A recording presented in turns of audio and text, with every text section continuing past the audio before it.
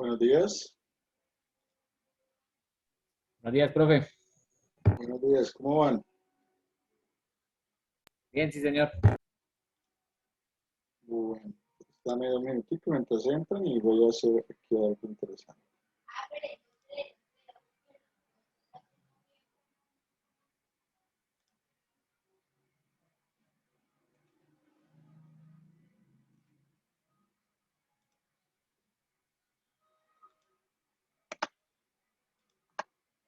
Bueno,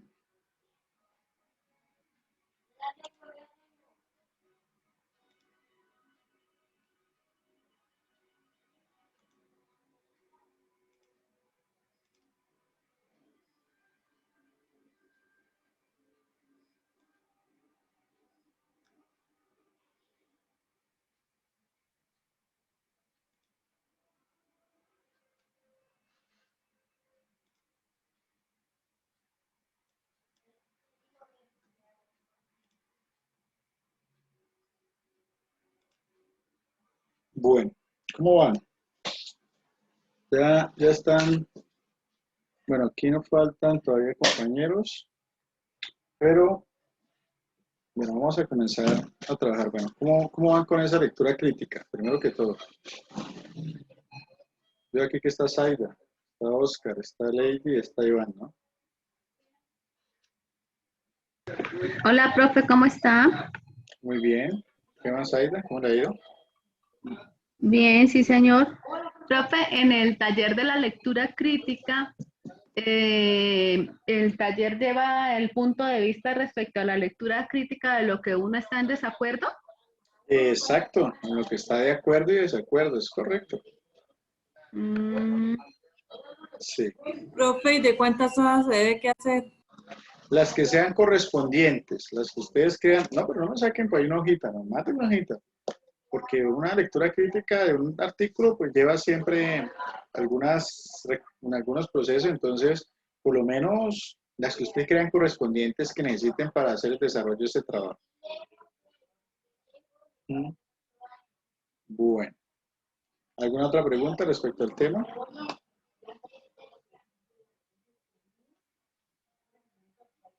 ¿Cuántos somos acá en el grupo? Perdón, ¿qué pregunta?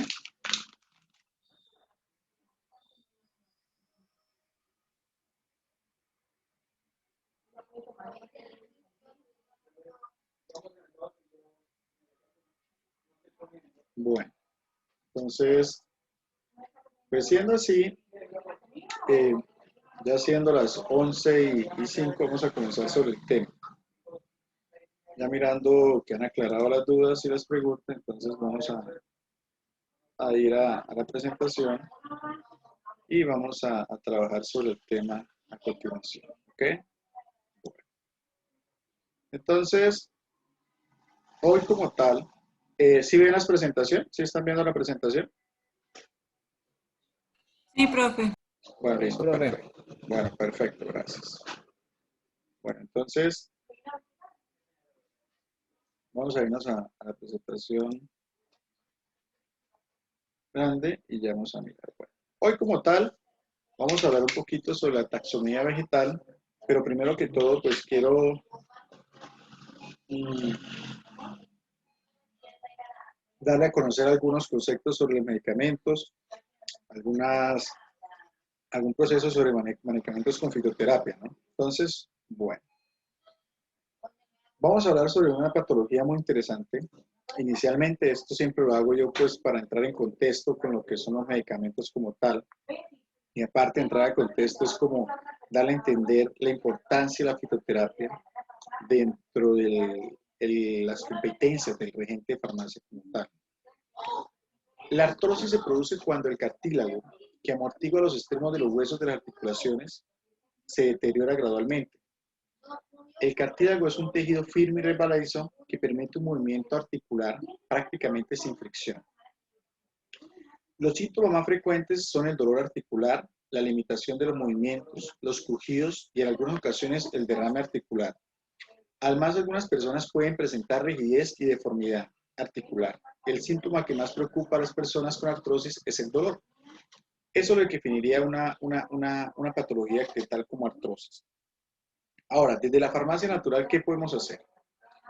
Pues aquí lo primero que podemos hacer es dar a conocer este medicamento, esta planta que se llama Arpagophyton.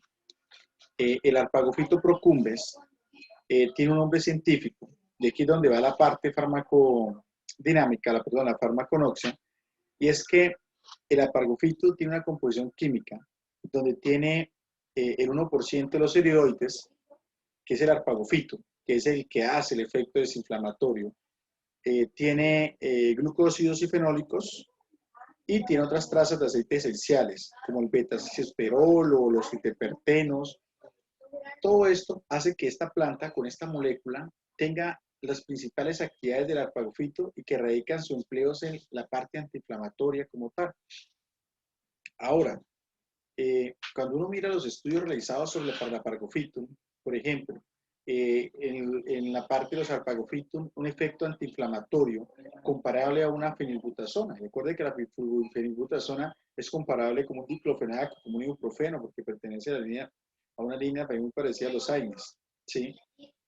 En otro estudio, ¿sí?, a doble ciego, realizado sobre 600 pacientes, aparecen sobre efectos sobre las dolencias reumáticas. Es como un analgésico y es antiinflamatorio como tal, antiespasmódico. En otro estudio clínico multicéntrico, doble ciego, randomizado, efectuado sobre 122 pacientes, los efectos de osteoartritis, demostró que la administración durante 4 meses de un extracto elaborado por criomolienda, o sea, extracto puro de Arpagophyton, a razón de 2.600 miligramos día, o sea, daban 3-4 cápsulas al día, produjo una reducción significativa en la toma de analgésicos como cafeína, acetaminofén, antiinflamatorios como diclofenaco, con mejorías en movilidad articular y una actividad antiinflamatoria similar en eficacia a la droga llamada diaxerina, que es un relajante muscular, pero superior en tolerancia y seguridad. Y aquí hay otro estudio con otro medicamento que es a base de Arpagophyton, y el cual en 8 semanas produjo mejorías clínicas en un 50 a un 70%, lo cual fue evaluado a través de diferentes escalas de medición del dolor. ¿Sí? No había puesto el video, qué pena con ustedes. Entonces, ahora sí, nos podemos ver. Entonces, ¿qué pasa con esto? Este Arpagophyton es uno de los medicamentos que más se está utilizando ahorita en la parte de farmacia para el dolor y tiene unas evidencias científicas muy completas y muy interesantes para ese lado. Entonces, ahí les traigo a colación ese proceso. Ahora, contraindicaciones. El extracto de Arpagophyton ha evidenciado una actividad oxitotóxica en animales, por lo que no recomienda prescripción durante el embarazo, ¿sí? No se debe utilizar en casos de úlcera digestiva, colon irritable y litiasis vesicular. Como todo medicamento, toda planta, también tiene sus efectos secundarios, pero no son efectos secundarios de un infarto, por ejemplo, como da el ibuprofeno. ¿Sí? Ahora, la interacción de medicamentos no se pueden dar con medicamentos que tengan estos procesos antirrímicos y medicamentos antihipertensivos. Esos medicamentos no se pueden utilizar con el proceso del Arpagophyton como tal. Aquí le traigo 2 ejemplos claros del Arpagophyton. El Flexartrim y el Artrifin, Arpagophyton de 500 miligramos y de 480 miligramos, que están actualmente manejando desde la farmacia natural como tal. Bueno. Ahora, traigamos otro caso. Buenos días. Ahora, vamos a traer otra cosa, otro tema de población, la gastritis. ¿Sí? La gastritis es un término general para un grupo de enfermedades con un punto en común. Habla sobre la inflamación del revestimiento del estómago. La inflamación de la gastritis generalmente se produce por la misma infección bacteriana que provoca la mayoría de las úlceras estomacales. El uso también puede contribuir a la gastritis. La gastritis puede ocurrir súbitamente, hay gastritis aguda, puede ocurrir lentamente, gastritis crónica. En algunos casos la gastritis puede producir úlceras y mayor riesgo de sufrir cánceres de estómago por la mala cicatrización y porque normalmente tiene efectos bastante fuertes en el proceso. Ahora, ¿qué pasa? ¿Cómo manejaríamos la gastritis con fitomedicamentos o fitofármacos? Le recomendaría el cadillo, más conocido como vida en pilosa. La planta contiene glucósidos, chalconas, terpenos y otros aceites esenciales flavonoides y tiene una actividad farmacológica donde se evidenció la actividad relajante muscular dependiendo de la dosis del extracto coso de la planta.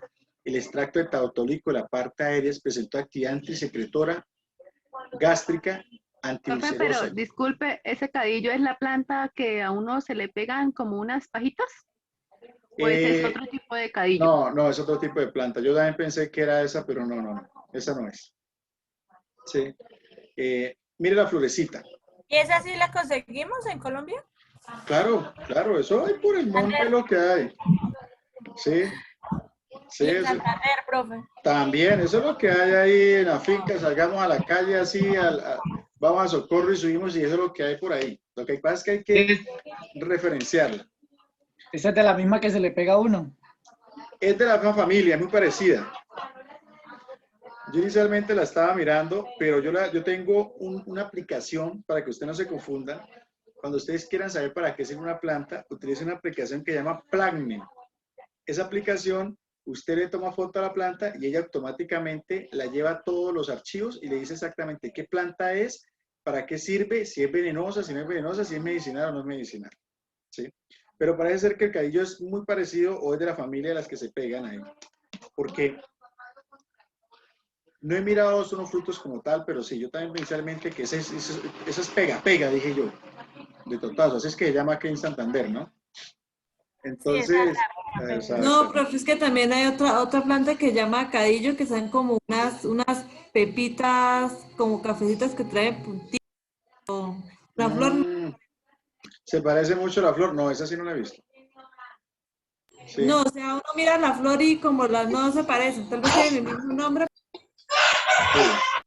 Parecido.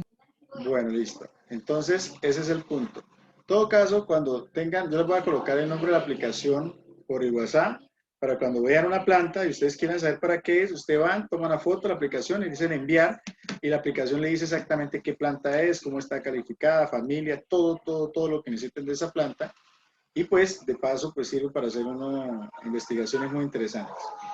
Ahora, esta cadillo es antiulcerosa y maneja la gastritis, y se puede combinar. Los extractos acuosos metanólicos y clorometánicos de la hoja muestran actividad antihipertensiva en ratas y el extracto de etanol del acetato de etilo, agua y butanol mostraron una actividad antioxidante y captores radicales libres. Las indicaciones: uso interno coadyuvante en el tratamiento de la gastritis, contraindicaciones, embarazo y lactancia, hipersensibilidad a los componentes de la planta y una insuficiencia renal que presente el paciente como tal. Entonces, qué pena ahí que aparezco más gordito, pero es que así son los videos. Vamos a ver si puedo ver este video. Aquí. Ahora está más delgado, profe. Entonces, ahora vamos a mirar este video que nos muestra un poquito. Profe, buenos días. Buenos días. Pena, pero no había podido ingresar, no me dejaba. No se le escucha nada, profe.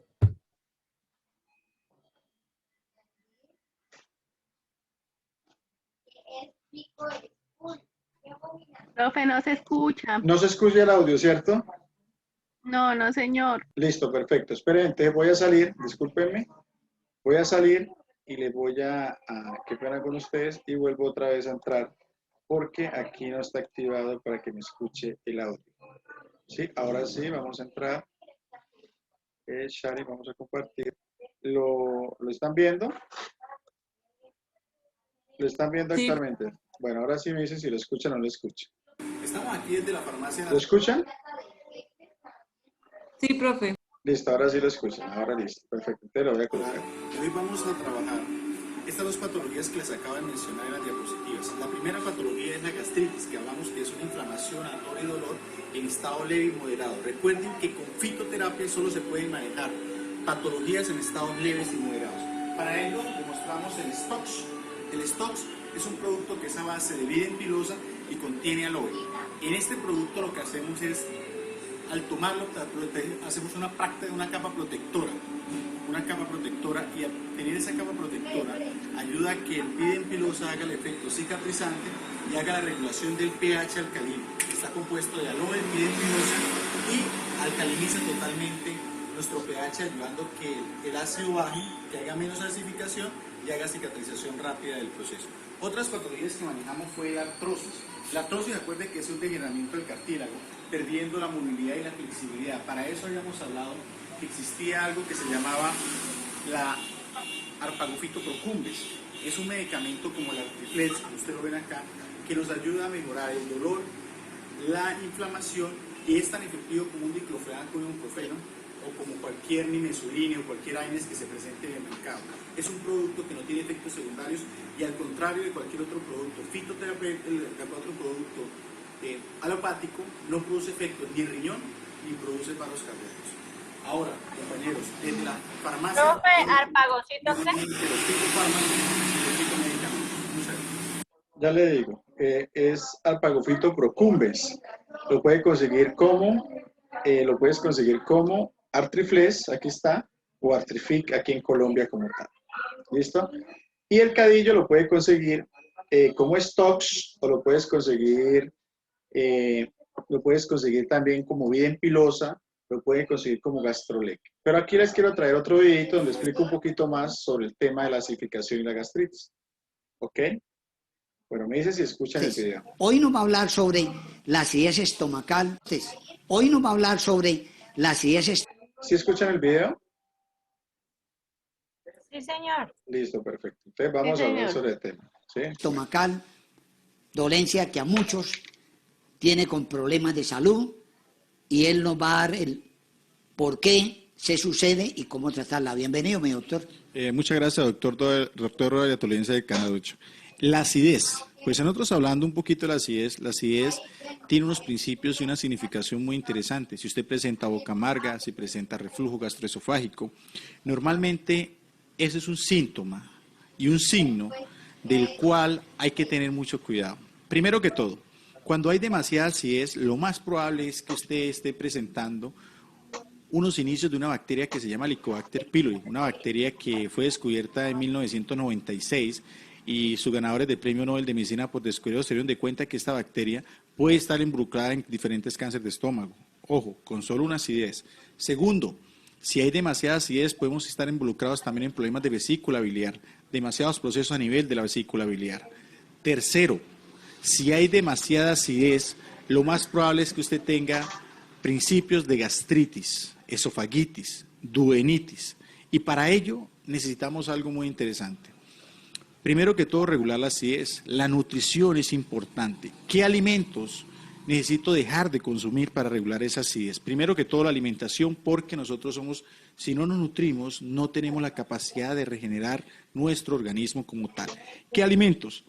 Por ejemplo, el café, las gaseosas, el alcohol, las frutas cítricas, los tomates, el chocolate, el ají, la cebolla, analgésicos, los dulces con sabor a menta producen acidez, y lógicamente acostarse automáticamente después de comer, eso produce acidez. Ahora, las personas dirán, pero yo me tomo un antiácido a base de hidróxido de magnesio, hidróxido de aluminio, me tomo un antiácido como un omeprazol y eso me soluciona. Pero les voy a dar una noticia interesante. Esos antiácidos dañan el riñón. Insuficiencia renal según últimos estudios. Aquellas personas que viven con acidez, que viven con hernia de hiato, viven con los procesos digestivos, si toman muy frecuentemente los antiácidos, lo más probable es que terminen siendo pacientes con diálisis y problemas de insuficiencia renal. Ahora, ¿qué se puede hacer? Desde la farmacia natural, desde la parte alternativa, hay otras opciones. Hay medicamentos que nos ayudan, fitomedicamentos, fitofármacos, que nos ayudan a manejar esa parte de la acidez. Hoy les voy a traer una colación para que tengan una idea de la gama de fitofármacos que pueden trabajar ese proceso. Hoy trabajamos, por ejemplo, el Stox.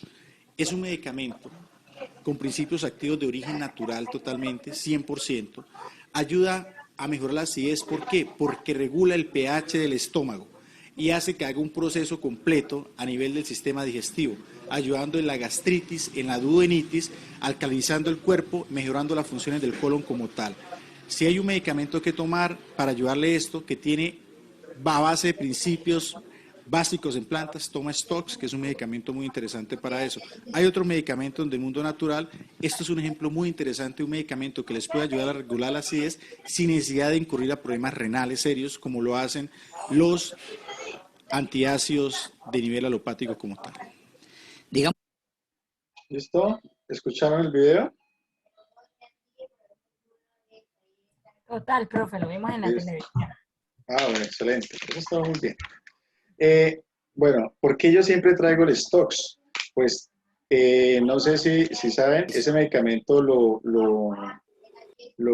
ese medicamento lo investigué yo, ese medicamento lo saqué con registro sanitario en Lima, ese medicamento tuvo un efecto de farmaconoxia, todo esto lo queremos saber, todo lo hicimos desde hace 2 años, 3, 4 años de investigación, trabajamos con pacientes y nos ayudó a encontrar un medicamento diferente para la gastritis que es muy efectivo y que puede competir con cualquier medicamento alopático, inclusive en pacientes que se aplicaban en su época ranitidina y epsina-butilbromuro, porque la gastritis no les paraba. Prácticamente con este medicamento logramos que ya no lo hagan. Pues sí, les da dolor, ardor gástrico, pero automáticamente toman ese medicamento y le funciona. ¿Por qué? Porque ese medicamento tiene algo que se llama buffer, efecto buffer. ¿Y eso qué es?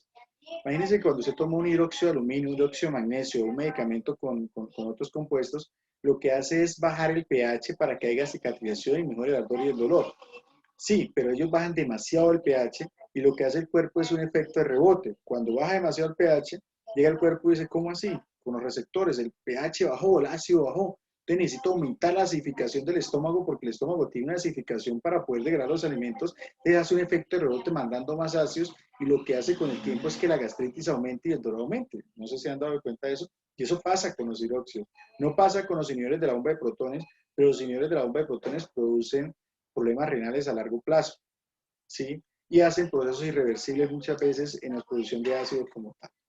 ¿Tienen alguna pregunta hasta acá, compañeros? ¿Todo muy claro? Bueno, aquí entro yo. Listo. Espero que les hayan escuchado y hayan mirado el tema muy interesante por ese lado. Y miremos si el cabello lo conseguimos o no lo conseguimos. Hoy nos va a por hablar ese lado. sobre la acidez. Ahora, antes de comenzar el tema de taxonomía, quisiera ponerles una aclaración sobre farmaconoxia. Ya vamos a entrar directamente a farmaconoxia, ya hablamos sobre 2 patologías. ¿Alguien tiene alguna pregunta sobre las 2 patologías? Pues me dijeron que no ahorita, pero si alguno tiene alguna pregunta, la puede hacer de una vez.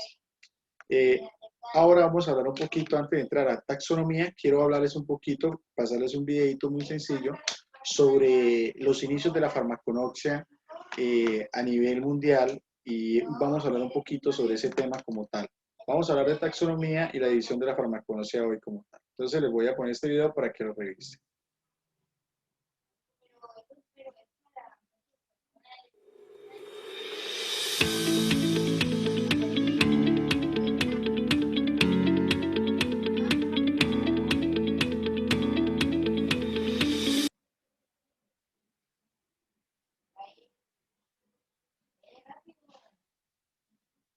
Perdón. No sé por qué se paraliza.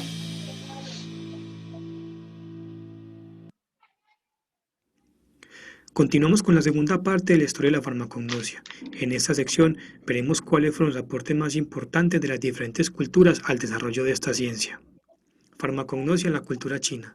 A los chinos los conocemos porque dentro de sus innumerables inventos se encuentran el ábaco, el papel, la pólvora, la porcelana, etc. Desde las primeras dinastías, la dinastía Xia y Shang, más allá del año 2000 a.C., ya se daba inicio a la escritura en forma de ideogramas plasmados en papel. Este último, uno de los inventos más importantes por parte de esta cultura. Esto permite la recopilación de información en diferentes campos como el arte, las matemáticas y, como no, en la farmacognosia. Es así como contamos con el compendio de Pen Zhao, en el cual se describen más de 8.100 fórmulas diferentes realizadas con 1.870 compuestos. Esta obra incorporó dentro de sus fórmulas preparaciones con té, alcanfor ginseng y látex de opio, para el tratamiento de enfermedades como la disentería, tratamiento de dolores, entre otros. Con el transcurso de los siglos, este manuscrito fue nutriéndose de información y ampliando mucho más el conocimiento y contenido de la obra.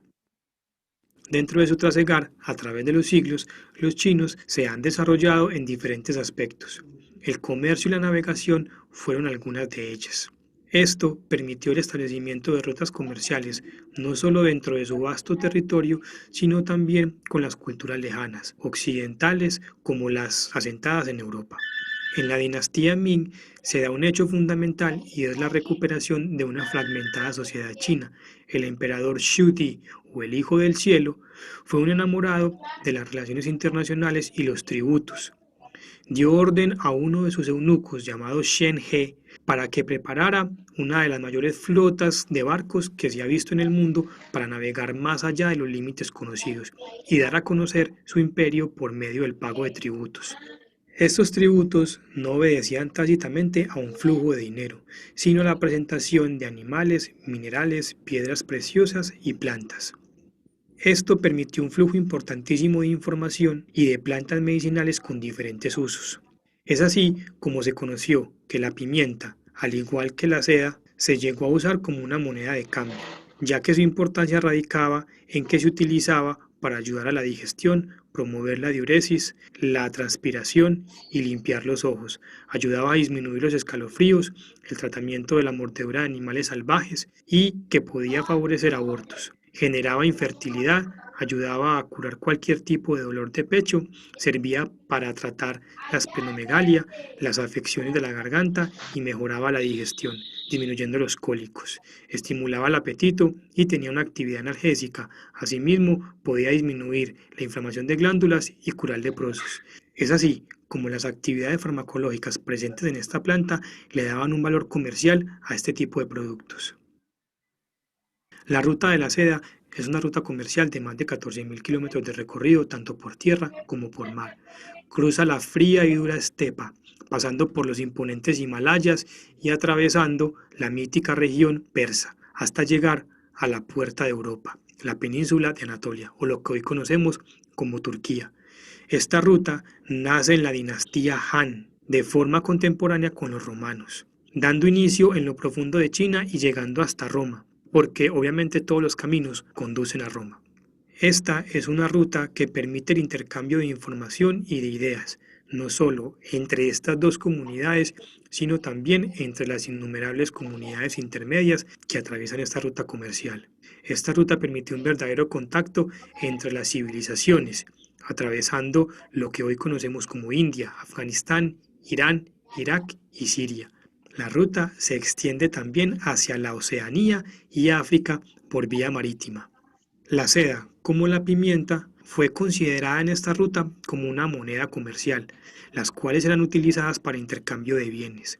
En estas transacciones comerciales que se realizaban, no solo se intercambiaban este tipo de bienes, sino también la información relacionada con el uso de las plantas. Es así como las plantas endémicas de las profundidades de Asia se podían encontrar en boticarios árabes y europeos. Es importante que el estudiante en esta sección escuche el audio de la ruta de la seda. El link para este audio se encuentra disponible en un archivo separado en la plataforma. Farmacognosia en la cultura sumeria. Los sumerios realizan uno de los aportes más importantes a la farmacognosia con el establecimiento de la escritura cuneiforme en el año 2000 a.C., la cual constaba, como en la antigua escritura china, de ideogramas. Estos caracteres se escriben sobre tablas de arcilla, las cuales posteriormente se endurecen con el calor. En una de las múltiples tablillas halladas en la biblioteca de Asurbanipal, una de ellas reunía la información de aproximadamente unas 250 plantas, 120 sustancias minerales y 180 remedios de origen natural. Para esta época incluso se hablaba del uso de la marihuana como un incienso ceremonial. Además de esta planta, también se usaba el opio y la mandrágora. Babilonia, un importante centro mercantil y religioso, se encontraba ubicada en la antigua Mesopotamia, en lo que hoy conocemos como Irak, en el valle entre los ríos Tigris y Éufrates. Fue famosa, entre otras cosas, por su importante e imponente arquitectura, lo imponente de sus murallas y porque el emperador Nabucodonosor ordenó construir para su esposa unos jardines, los cuales conocemos hoy como los jardines colgantes de Babilonia, una de las 7 maravillas del mundo antiguo. Aunque no se han logrado encontrar sus ruinas, en sus jardines se cree que no solo se plantaban plantas ornamentales, sino también plantas medicinales, dando así inicio a los primeros cultivos de plantas medicinales cerca de los centros urbanos. Farmacognosia en la cultura egipcia. Egipto albergó una de las civilizaciones tal vez más grandes e imponentes en toda la historia de la humanidad, y es ampliamente conocida por sus pirámides y sus momias. La región que habitaron era conocida como el país de los médicos, y ya para esa época se hablaba de algunas especialidades médicas. Aparte de las pirámides y las momias, los papiros son uno de los mayores legados que nos ha dejado esta civilización. Entre estos papiros se encuentra el papiro de Ebers, en el cual particularmente no solo se describen las plantas y su uso, sino que también se describe la enfermedad, el remedio adecuado para su tratamiento, así como la composición farmacológica y el tipo de administración y el conjuro que se debe hacer para que la curación se pudiera lograr. Es interesante ver cómo con el paso del tiempo no solo se habla de un uso de las plantas, sino que se describe la enfermedad a tratar, cuál es el tratamiento y algo muy importante, cuál es la forma de administración de la preparación que se realiza. En este papiro se describen más de 1000 recetas que en conjunto eran preparadas en soluciones acuosas, oleaginosas, en cerveza o en miel. Los usos cruzaban el umbral de lo farmacológico y pasaban al uso biológico de las plantas, por ejemplo en las momificaciones. Las plantas que se usaban allí tenían una finalidad y era evitar la descomposición de los cuerpos. En estos casos, las principales actividades antimicrobianas de las plantas eran fundamentales. Farmacognosia en la cultura hindú. La cultura hindú tiene un interesante principio para el tratamiento de las enfermedades, las cuales son consideradas como un desequilibrio en la vida, y cuando este desequilibrio es de origen natural, la cura también lo es. En todos los casos se buscaba dar nuevamente balance a la vida, y generalmente se hacía por medios naturales. Ellos ven en la naturaleza la respuesta al tratamiento de las enfermedades. La Ayurveda es una medicina tradicional india, un estilo de vida y una filosofía que se practica incluso hoy en día, y es un complemento a la medicina occidental. Con el fin de poder llevar a cabo sus tratamientos farmacológicos, los hindús poseían un sistema de recolección y sabían en qué momento y dónde colectar las plantas basados en su contenido metabólico. Esto es algo nuevo entre lo que hemos visto hasta ahora en diferentes culturas, ya que el estudio de las plantas no se limita a saber qué actividad farmacológica tiene cada una de ellas ni cómo usarla, sino que se busca optimizar el tratamiento desde la recolección de la planta. Esta cultura describió más de 800 plantas con sus actividades farmacológicas y en la mayoría de ellas se describió su forma de recolección. Farmacognosia en la cultura griega. El contexto mágico-religioso lo vemos presente en esta cultura, así como lo hemos visto en la cultura egipcia y en la hindú, donde era necesario recitar algunas palabras para que la planta surtiera un efecto farmacológico. En la antigua Grecia se utilizaban fórmulas mágicas, conjuros y otros procedimientos de los que se creía disponían de algún valor terapéutico sobre aquellas personas que padecían algún tipo de enfermedad. Los griegos, una de las culturas que realizó algunos de los aportes más significativos a la medicina botánica y al uso de plantas medicinales, lo realizó gracias a la estructuración, recopilación y traducción de la información etnobotánica ya existente y obtenida de culturas cercanas. Para esto, fue fundamental los intercambios comerciales que ya se habían establecido entre las civilizaciones ubicadas en Europa, África y Asia, recogiendo así innumerable información de las civilizaciones chinas, de Mesopotamia y de Egipto. Es así como encontramos algunos de los personajes más icónicos de la farmacognosia. El primero es Hipócrates, padre de la medicina, quien fue un médico griego que nació alrededor del año 460 a.C. Fue también profesor de medicina. Dentro de los aportes más importantes a la medicina realizados por este médico se destacan las orientaciones para el empleo adecuado de las plantas medicinales. Teofrasto fue un filósofo griego, padre de la botánica, quien nació en el año 371 a.C. Fue quien realizó la primera clasificación de las plantas según su actividad farmacológica, plasmando toda esa información en su libro titulado Systema Naturae y De Historia Plantarum.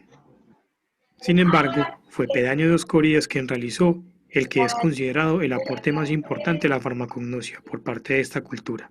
En su libro titulado De Materia Médica, compila más de 500 plantas, siendo el aporte más importante el estudio de los nombres de las plantas, ya que se realiza un análisis de sinonimia de estas en diferentes culturas y unifica los términos encontrados bajo un solo nombre.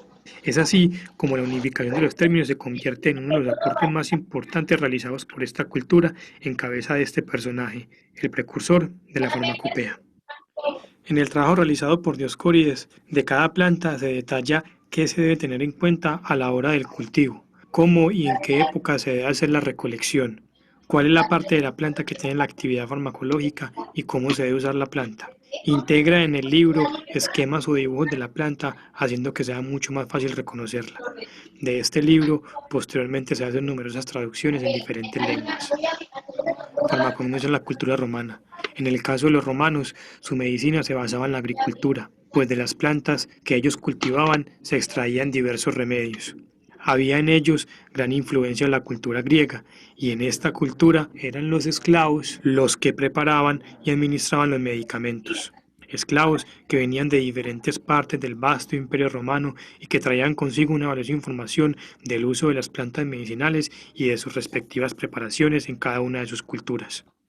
Es el Imperio Romano el mejor ejemplo de cómo una civilización o una cultura en constante expansión absorbe culturas cercanas y acoge todo su conocimiento.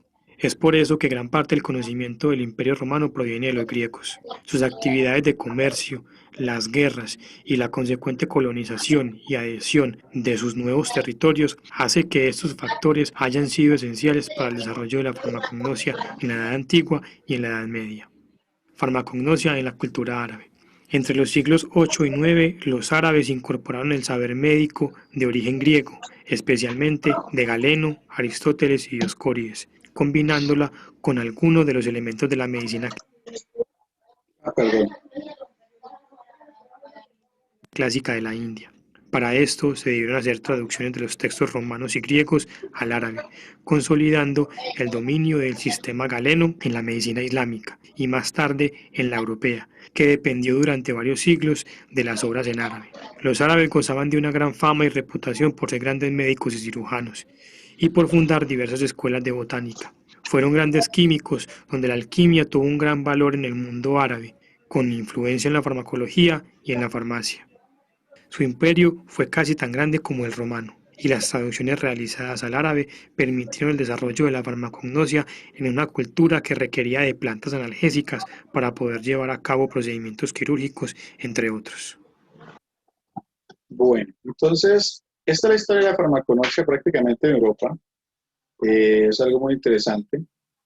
Entonces, ¿por qué traigo a colación eso? Porque la farmacognosia se encarga de eso. La farmacognosia tiene unas divisiones muy interesantes y entre esas divisiones, pues, prácticamente tiene la farmacoergasia, que es la que se encarga del cultivo de las plantas, la farmacogeografía, que trabaja sobre dónde están ubicadas esas plantas y demás. Entonces, vamos a hablar un poquito sobre la taxonomía de las plantas. ¿Por qué? Porque para poder entender cómo vamos a fabricar un medicamento a base de plantas, necesitamos conocer un poco más las plantas, ¿sí? Esto no es que esto salga directamente en exámenes, ¿no? Pero igual necesito que tengan una idea del proceso. Vamos a ver un poquito la taxonomía de esas plantas y algunos ejemplos de esas plantas en este proceso. Bueno, la taxonomía es la ciencia que ayuda a la denominación de los organismos y a su correcta integración dentro del sistema existente de la nomenclatura. Las categorías taxonómicas reconocidas por el Código Internacional de Nomenclatura Botánica a nivel de los órganos, ¿sí? Genera las reglas de la nomenclatura botánica. Son 12, pero la mayor utilización son las cuales se enumeran en orden genético a continuación. Tenemos que por reino se dividen la división, la clase, así es que se estructuran las plantas, el orden, la familia, el género y la especie. Por ejemplo, sabemos que por reino existen 275.000 especies.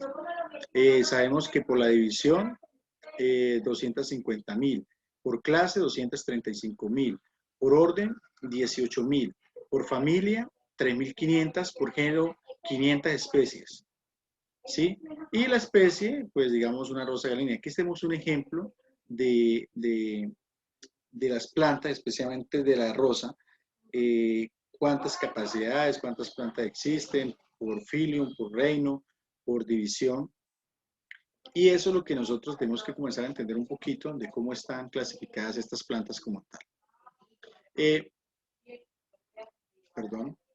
Se debe advertir que las categorías superiores presentan un sufijo en negrilla que indica la jerarquía taxonómica del grupo, y también se declara que el sistema de nomenclatura usado para todos los seres vivos es el propuesto por Linneo. ¿Quién fue el que propuso el sistema de nomenclatura de las plantas? Lo puso Linneo en el siglo XVIII. Ahora, ¿cómo es la taxonomía de las plantas? Estos son mapas conceptuales que hago para que sea más fácil explicar, porque es un poco más complejo explicar la taxonomía y lo hacemos de otra manera. La taxonomía de los vegetales. Las características de las plantas. Las plantas pueden ser pluricelulares, que son formadas por varios tejidos, autótrofos, que pues fabrican su propio alimento y contienen clorofila A y clorofila B y carotenoides. Acuérdense que la clorofila es muy usada por la fitoterapia para drenar y limpiar el sistema linfático, circulación, mejorar los malos olores del cuerpo y ayudar a mejorar el proceso de digestión como tal a nivel del colon. ¿Sí? Estos pigmentos son fotosintéticos, hechos por la conversión de la energía en alimento. Otra característica de las plantas es que son eucariotas, contienen pared celular, celulosa. La celulosa es un compuesto químico orgánico muy común en el reino vegetal, y su principal función celulosa es el de los tejidos vegetales, es el de sostén, o sea que da una forma por la parte de la pared celular de las células vegetales, y su producción es del 40% en maderas, y por ejemplo puede un 50% de celulosa en el algodón. En el algodón puede alcanzar hasta un 90%. Ahora, otra característica de las plantas es que ellas realizan un ciclo vital con alternancias y generaciones. Ellos utilizan algo que llama la famosa metagénesis, que es si se hace la reproducción por un esporofito o por un gamenofito, pero muchas plantas son haploides o diploides. Eso quiere decir que tienen fuegos de cromosomas que permiten que eso sea la forma de la recuperación, ¿sí? Por ejemplo, algunos lo hacen por esporas, por meiosis, y otros lo hacen por gametos, por mitosis.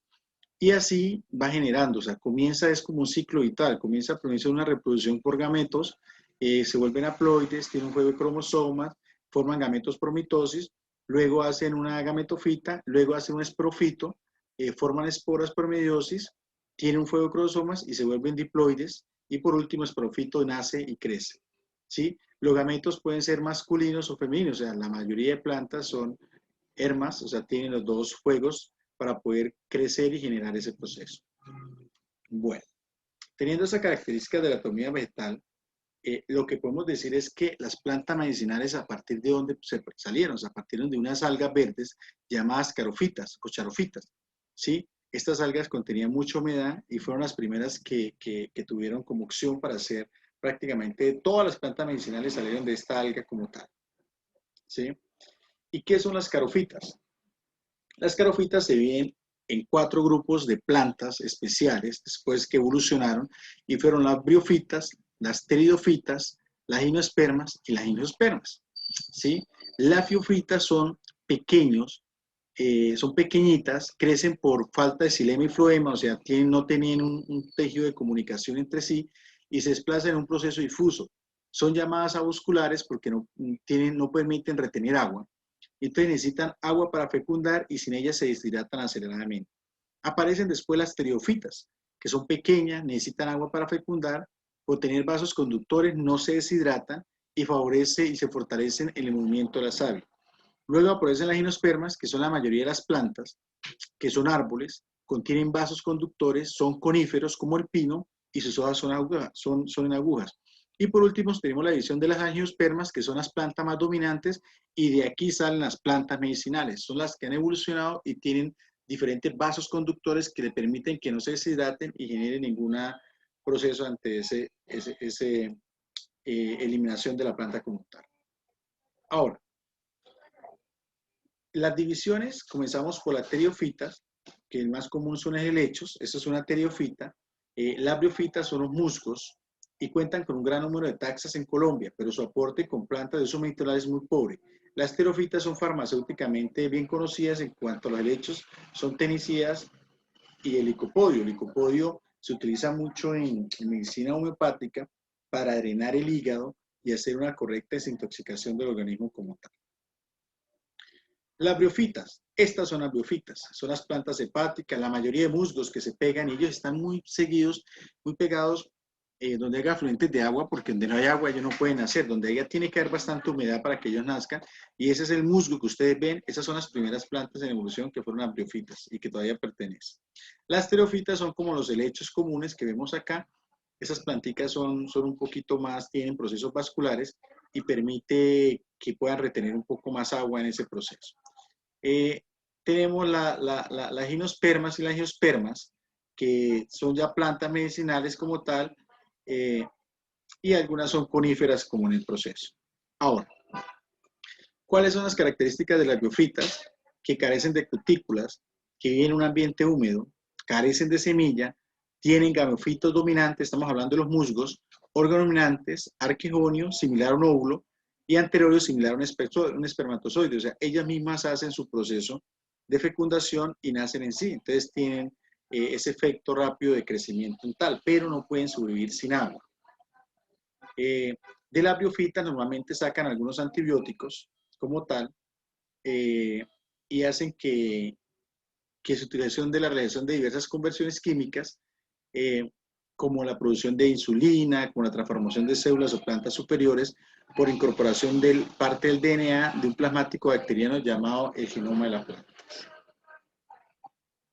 Ahora, las pteroidofitas viven en un ambiente más templados, carecen de semilla, tienen espoforito dominante y tienen raíz, tallo y hoja. Esas son las características de estas plantas.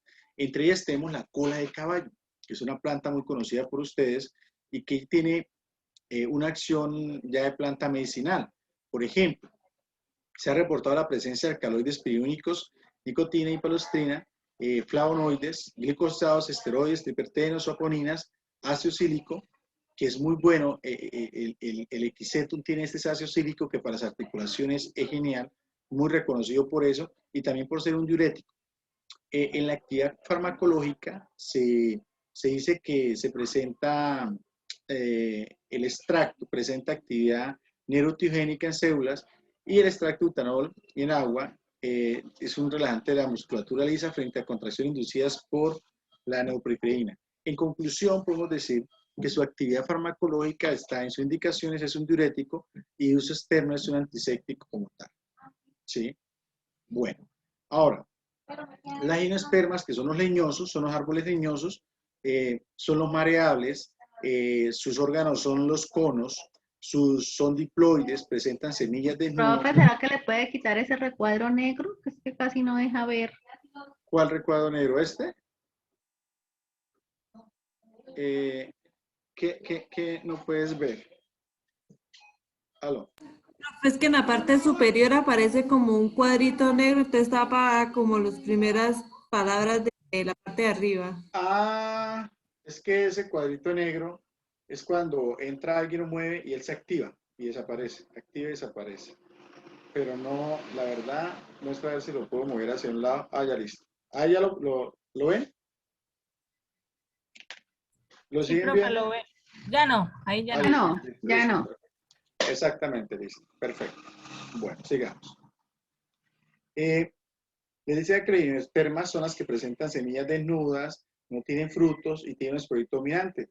Entre ellos tenemos el famoso ginkgo biloba. ¿Sí? Mire, este es un ginkgo biloba, es el árbol del ginkgo biloba. Es muy grande. En China es un árbol, aparte de ser medicinal, es de la cultura y tiene pues algunos procesos espirituales, inclusive con el ginkgo biloba.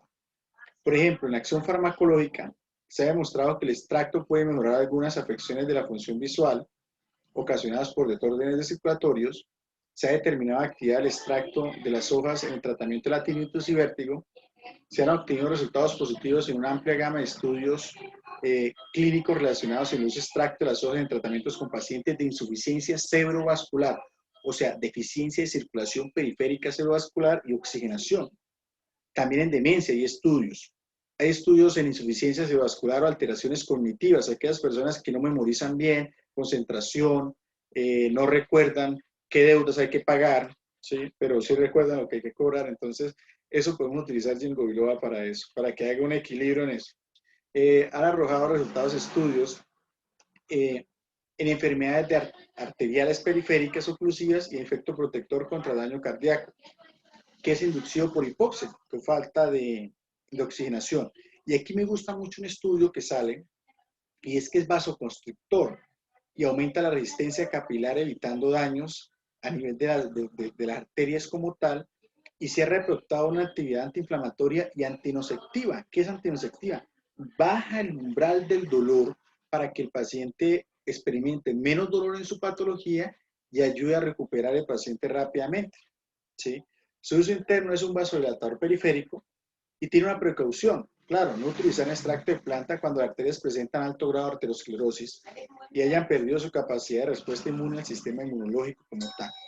¿Tiene interacción con medicamentos? Sí, claro. Puede aumentar el riesgo de ser administrado con anticoagulantes o antigradientes plaquetarios. Los Ginkgo biloba pueden incrementar la actividad de algunas enzimas hepáticas. Los fármacos como propanolol, alopilol y terofilol no es mejor no utilizarlo porque potencia la acción de las benzodiazepinas, que son los medicamentos que utilizan para estados psiquiátricos. El propanolol circulatorio, el alopilol para estado psiquiátrico y la teofilina se utiliza para el asma y cuando hay problemas pulmonares como tal. En esos casos no se pueden utilizar estos medicamentos, este Ginkgo biloba. Pero el medicamento de por sí es muy bueno. He visto resultados muy interesantes en pacientes con vértigo, con problemas de dolor de cabeza, falta de oxigenación, punzadas en la cabeza, procesos cognitivos y diferentes regulaciones como tal. Bueno. Esta sería la taxonomía vegetal del Ginkgo biloba. La estructura de los Ginkgo A, B, C, los que más trabajan es la C, pero tienen algunos procesos, acá aparece que dice que aparte de la memoria, desempeña un papel interesante en la inflamación alérgica, hiperactividad bronquial, pero esos son en la parte endocultura. Las investigaciones nos dicen que prácticamente trabaja con un vasodilatador periférico cerebral o un vasodilatador periférico en general como tal. Bueno, ahora, las angiospermas. Significa planta con semilla cubierta, tienen cutícula, desarrollan frutos, la cutícula es un recorrimiento seroso que evita la deshidratación, sus órganos son reproductores, las flores, tienen vasoconductores, floema y xilema, tienen semilla cubierta, ya lo hemos visto, y tiene un esporito dominante. Entre ellas, tiene una división entre ellas mismas, que son las plantas, que son las dicotiledonias, que tienen es un fruto que viene en dos partes, esa parte del fruto es una parte carnosa que normalmente lo utiliza la semilla para crecimiento, ¿sí? Y las dicotiledonias tienen hojas con nervaduras ramificadas, tiene dos cotiledones, como la papa, el cactus, el algodón, las raíces pivotantes, vasos vasculares concéntricos y de crecimiento secundarios, como la papa. Mire, esto tiene, en sí es un solo fruto, pero realmente está dividido en dos partes por dentro, y eso es lo que mantiene que la semilla, eso es como lo que hace que la semilla se fortalezca para hacer el crecimiento como tal. ¿Sí? Bueno. Las monocotiledonias son las hojas, las nervaduras, tiene raíces fibrosas, tiene tallos, crecimiento primario, tiene floema y flexema. Entonces, en ellos tenemos estos que tienen, si se dan de cuenta, tienen una sola cotiledón, y por ejemplo la cebada, el arroz, la avena, el maíz, el trigo y el centeno pertenecen a esa familia como tal. Ahora, la división de las espermatofitas o plantas contenidas del reino vegetal es la más diversa y predominante en el campo. Entre las espermatofitas, el número de especies y de las plantas medicinales útiles están desigualmente repartidos entre las dos pilas. Las gimnospermas, que son las que poseen núcleos no incluidos en el ovario, entre ellos tenemos la efedrina, el Ginkgo biloba, y las angiospermas, que son las plantas con flor y fruto, de las cuales aportan la mayor diversidad actual y donde se encuentra en mayor mayoría de especies medicinales utilizadas por el hombre y que a su vez se dividen en monocotiledones, un embrión cotiledón, o dicotiledones, que es un embrión con 2 cotilones como tal. Ahora, en esta taxonomía vegetal podemos ver que los espermatofitas tienen unas plantas con semillas. Aquí tenemos las divisiones para resumir un poco más sobre lo que es la división y las familias vegetales como tal. Ahora, hay unas que no están incluidas ahí, que son astalofitas, especialmente que no se diferencian a raíz sino tallo y hojas, y se dividen en 13 filas. Entre ellos tenemos las bacterias, algas y hongos, líquenes. Y son organismos unicelulares y la mayor parte se sitúa en un margen de tamaño comprendido en 0,75 o 8 nanómetros, y se producen por fisión visaria. Pero a mí me interesa de astalofitas estos señores, que son los hongos. ¿Por qué? Porque he tenido buenas experiencias con los hongos. Inclusive nosotros tenemos un producto que es inmunológico a base de hongos, que contiene Ganoderma, que contiene Lentiviula edodes, que contiene Agaricus brasilerus, y además de eso contiene Ericium. Estos hongos son inmunológicos y tienen diferentes estudios sobre el cáncer. Como por ejemplo, el Ganoderma tiene estudios muy interesantes sobre cáncer, el Lentiviula edodes sobre el sistema circulatorio como tal, y tiene estudios muy interesantes en activar los betaglucanos para mejorar las funciones de las células, que son las células normales como tal. Cuando hablamos del Ericium, cáncer de estómago, cáncer de colon, especialmente en colon, le ayuda bueno y tiene buenas estudios sobre el proceso. Entonces, esto me interesa sobre los hongos, las talofitas como tal. Aquí tenemos Pleurotus, aquí tenemos diferentes, y hay medicamentos que han salido de acá que tienen unas buenas referencias. Por ejemplo, la lovastatina es sacado del pleurobioto, se llama Pleurotus tetratus, y lo sacaron a molécula, la volvieron un medicamento y se lo venden a todo el mundo, y de ahí saca la evolución de la atorvastatina, la isvastatina, y todos los procesos terminaron en estatinas. Entonces, ¿por qué no tomar la planta en vez de ir y consumir la molécula pura que le puede a usted producir efecto? La planta trae dentro de sí algo que le ayuda a regular el efecto, pero al mismo tiempo evita efectos secundarios por sus otros compuestos que están dentro del mismo proceso de la farmaconoxia. Las algas constituyen la fuente de un número ilimitado de drogas, por ejemplo el agar y ácido argínico, pero la mayor importancia farmacológica de este amplio grupo de plantas acuáticas está aún en vía de estudio. Un líquen es una asociación simbiótica entre un alga y un hongo, o sea, han evolucionado prácticamente. Las talofitas, el líquen de Islandia, Cetrania islánica, se utiliza para enmascarar el sabor nauseabundo de algunos medicamentos. Contiene ácido cetrático, que es una dexistrona suavemente amarga. Y aquí tenemos algo muy interesante de las talofitas. La algina, que es el algínico, que es el principal constituyente celular de las algas pardas, descubierto en 1980, y lo utilizan, y es un estabilizador y es un espesante, y lo utilizan para proteger algunas, y forman películas. Lo utilizan en gomas, en pinturas, en alimentos, en cosmética y en algunos medicamentos que ayudan a controlar el reflujo gastroesofágico o la acidez como tal. Bueno, hasta acá es lo que me interesa que aprendan de la taxonomía de las plantas como tal.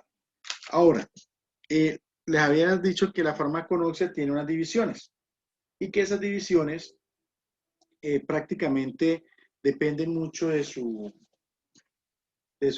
proceso como tal, y de para qué sirve. La farmaconoxia hace que todo el proceso de la siembra de la planta hasta que salga en una cápsula sea completamente estandarizado, organizado, y tiene unos protocolos para ese proceso. Entonces tiene unas divisiones para poder hacer todo este cuento. Estas son las divisiones. Divisiones de la farmaconoxia. Entonces, ¿qué pasa con la farmaconoxia? La primera, las que quiero conocer, es la farmacoergácea, las a conocer, y que se encarga del estudio del cultivo, recolección, secado y almacenamiento de las plantas. Estos son los denominados factores implicados en la producción de drogas. Entonces, trabaja sobre el cultivo, la recolección, la conservación y el almacenamiento de las plantas como tal. Y lo pueden revisar acá.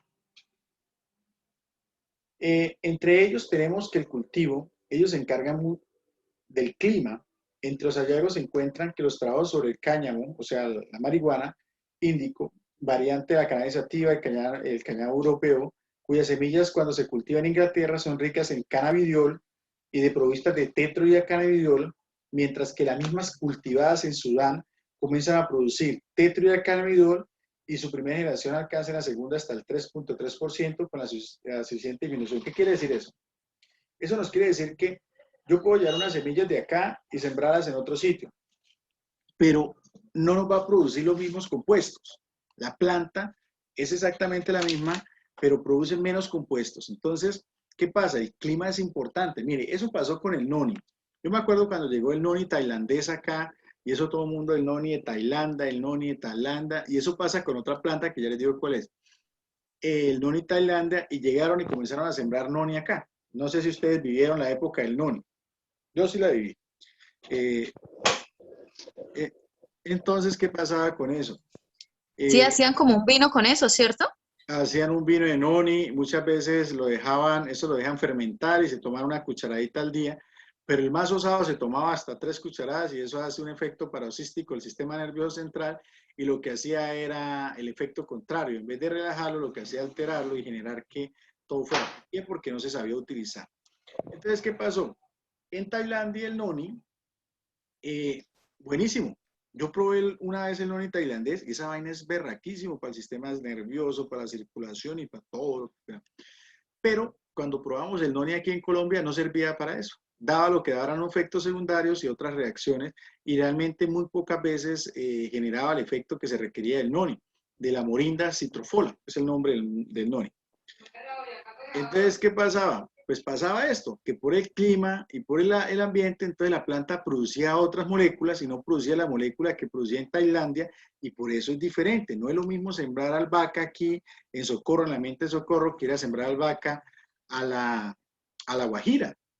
¿Sí? El clima es totalmente diferente y puede que produzca otras moléculas más que las moléculas que necesitamos que produzca.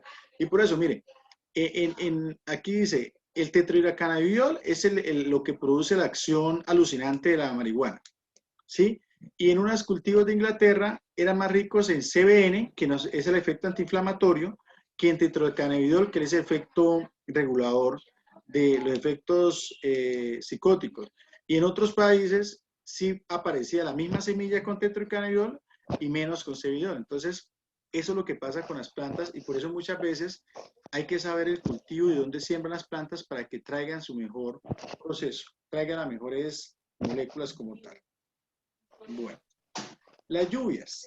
Las lluvias es importante porque muchas veces en las lluvias lo que se hace es que cuando llueve barre todos los principios activos de la planta o la hoja, como son efectos de defensa, los metabolitos secundarios los barre y cuando uno va a consumir esta planta no tiene los mismos efectos o las concentraciones que necesitan del principio activo para que pueda hacer los efectos que uno requiere en ese proceso, ¿sí? Por ejemplo, aquí dice que las soladinosas, que son familias de las berenjenas, nos dice que son los que producen, esta es la famosa, esto se llama la batata mexicana. De ahí sacan los corticosteroides y las hormonas sexuales. Lo que hacen es transformarla. Cogen esa batata y la utilizan los principios activos, les aplican inicialmente un hongo para que lo descomponga y de ahí salen unos corticoides. Creo que sale la hidrocortisona y me parece. Bueno, y después aplican una bacteria que se llama Raxocinia, me parece que se llama la bacteria, y de ahí comienzan a aplicarse y salen las hormonas sexuales, que son la progesterona, el metilprogesterol y todas esas cosas. Entonces, lo que hacen acá es utilizar diferentes microorganismos sobre las plantas para hacer producción de compuestos, y eso pasa, así fue que descubrieron un señor por allá a principios de la Segunda Guerra Mundial. El tipo llegó y comenzó a mirar que un hongo, sus compuestos, no permitía que las bacterias sobrevivieran alrededor del hongo, en una naranja. Y entonces comenzó a aislar ese principio activo y descubrió la famosa penicilina. Así se descubrió la penicilina. Entonces, esto es lo que yo digo. Todas estas cosas lo hacen desde la planta y podemos contar la historia porque de esa manera es que salen grandes medicamentos como tal, ¿no? Bueno, aquí miramos lo del SEN.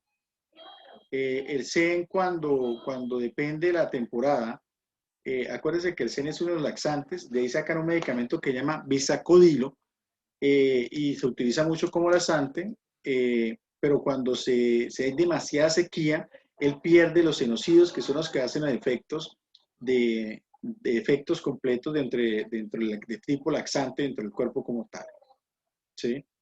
Ahora, lo que hacemos de la molécula del mentol y el mentofurano, que son hojas extraídas de la menta piperita, son ricas en aceite esencial que pueden conformar el 4% del peso total de la variedad más seleccionada.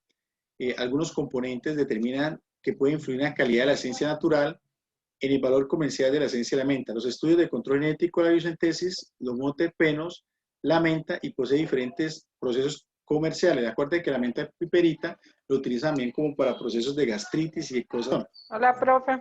Hola. Bueno, aquí estamos. ¿Sí? ¿Me vas a decir algo?